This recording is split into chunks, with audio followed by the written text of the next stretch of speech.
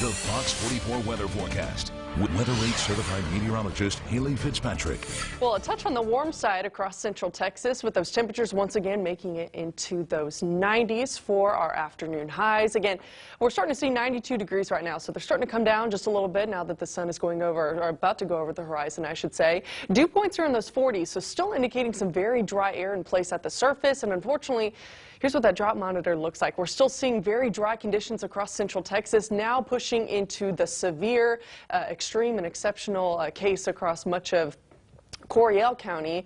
And unfortunately, I think this is going to continue to grow heading into the next several days, even until probably next Thursday as well. The burn bands look like this. We're still adding some more, especially down in the Brazos Valley, still hanging on to the one here in McLennan County, Coryell County, and Bell County.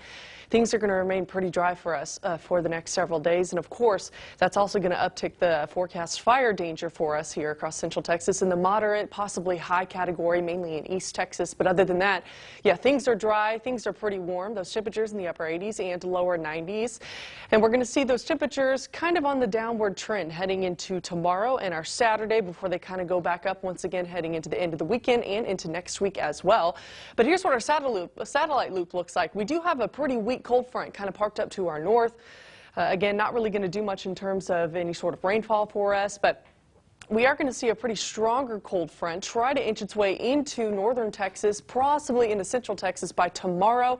Like I said, not going to bring any rainfall to us, but it could bring a shift in our winds back out of the northeast, I should say.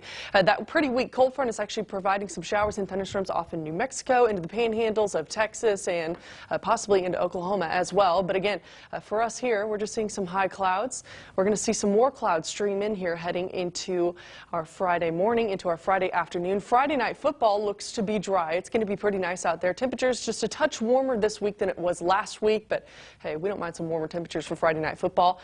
But let's start with Friday morning, waking up in those 50s and 60s once again. Here comes more of that cloud cover starting to stream in here by around lunchtime. Temperatures in those 80s if you're headed out to lunch, with afternoon highs making it into the upper 80s and lower 90s for us here in central Texas. Once again, Friday night football, not going to need the umbrella, not going to need a jacket. I think those temperatures are going to fall from the 80s to the 70s from about kickoff, halftime, into the drive home as well.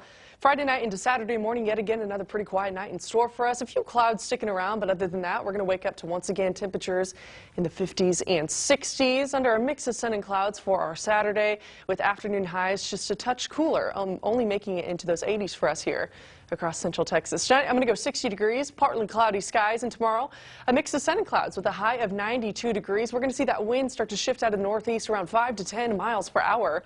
Your long-range 10-day forecast brought to you by Family RV looks like this. Again, that cold front's going to be pretty weak. Not going to do anything in terms of rainfall, just going to bring in some upper-level moisture, so that's going to provide a little bit more clouds across the area. But it's also going to keep those temperatures relatively nice for this weekend, only in the upper 80s on Saturday, pushing the lower 90s once again on Sunday. And then we're going to keep things pretty high and dry for the first half of the work week.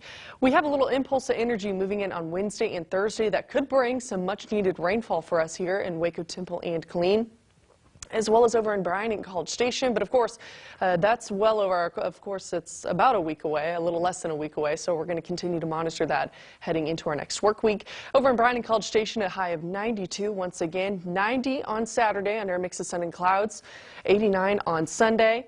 Those overnight lows are going to remain in those 50s and 60s.